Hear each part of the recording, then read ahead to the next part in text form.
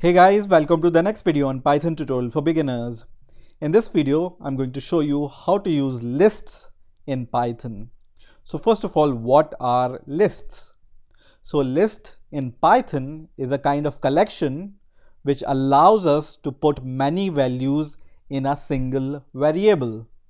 You can also say that list is an ordered set of values. So let's define a list. So I'm going to just say x is equal to, and you can define a list inside these square brackets, and inside the list you provide some values. So for example, I'm going to provide the values 3, 5, 4, 9, 7, 10. So this is how you can create a list in Python, and when I press enter, it's going to create a list, and when I just use x to get the list, it's going to provide me all the values in the list. Now these values which are inside the list are called elements. So 3 is an element, or 5 is an element, or all these values in this list are all called elements. And all these elements are ordered by their index. Now index, as I already said in the previous videos also,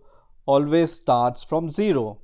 So we can fetch the value which is at index 0 using this square bracket once again with the variable name, and then when I write index 0, it's going to give me the element which is saved at index 0. So looking at this list, 3 is at index 0, 5 is at index 1, 4 is at index 2, and so on.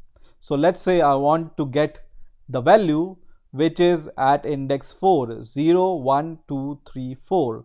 So I'm going to just write x square bracket 4, and it is going to give me 7, which is saved at index 4. Now it's not necessary that list must contain all the same data type elements. So for example, I can also declare a variable called y, and in this I can save some name, for example max. I can save integer, let's say 1. I can save a decimal value, let's say 15.5. I can save other list inside this list using these square brackets, for example 3, 2. So one list can contain different type of data types with any number of elements. So when I press enter, and this time I want to get the value which is at index 0, it's going to give me max. And once I want to get the value which is saved at index 3, then it's going to give me this list which I have saved at index 3. Now when you try to access the index which is not there, so I'm going to just write y, and then I'm going to say 100, and this value is not present in this list at this index. So I'm going to press enter, and it's going to give me the error which says list index out of range. Now if you want to get the length of the list, you can use the inbuilt function in Python which is len, and then your list name. So for example, I want to find out the length of list x. It's going to give me 6. It's going to give me 6 because you can see here this list contains 6 elements. Or I want to get the length of the second list which is y, and it's going to give us 4 because this list contain 4 elements. Now it's also possible to insert and remove elements from the list.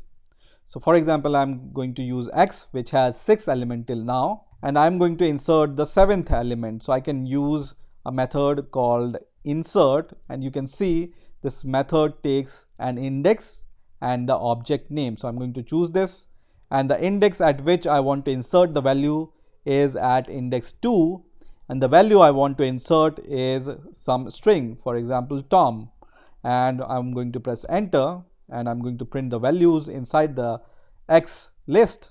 Then you can see now this list has 7 elements, and Tom is inserted at the index 2 because we have inserted this value at the index 2. In a similar way, you can remove something from a list also. So to remove something, you can use your variable name, for example x dot remove, and the value you want to remove. So for example, once again I want to remove this name which I have inserted at index 2, and once again when I print the value of x, it's going to give me these values. Now let's say the list contains two elements which are exactly the same. So I'm going to insert one more element at index 1, and this element will be 3, for example. And now my list contains double 3 here.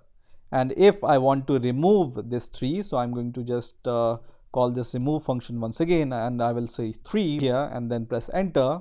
You can see only 1 3 is removed from this list. So you can see these 3 are at index 0 and index 1. So this value is removed, which is at index 0, and this will remain in this list. So if a list contains duplicate values, it's going to remove the value from the left, and also remove is going to remove only one object which is found first in the list. Now if you try to remove the element which is not there in the list, so I'm going to remove something which is not even there in this list, then it's going to give us this error which says that this is a value error and it cannot remove this value from the list. Now there is one more function with the list which is a pop method, and this we can use to remove the values from the last. So you can see our list was previously having 6 elements and 10 was the last element, and when you use this function which is pop, it's going to pop this 10 from the list. And now let's see the content of the list. So now this list contains only 5 elements and the last element is now removed. Once again, when you use this pop method, it's going to remove the 7, and now our list only contains 4 elements. Now let's say you want to delete the whole list. So I'm going to declare a list, and this list will contain a few values, and then I will press enter and you can see the values of list. And now I can use a function called del and then the name of the list, and this function is going to delete this list. So I'm going to just press enter and then once again try to access the values inside this variable, and now it says the name z is not defined because delete function has deleted this list. Now once again I'm going to create this list z, and now there is a function called clear which is used to remove all the values from the list. So I'm going to just press enter and then try to access the value of z, and you can see this list is now empty because we have used the clear function which is used to empty the list. Let me show you a few more functions related to lists. So let's say I can use x, and the values inside x are 3, 5, 4, 9, and I can use a function called sort to sort all these integer values inside the list.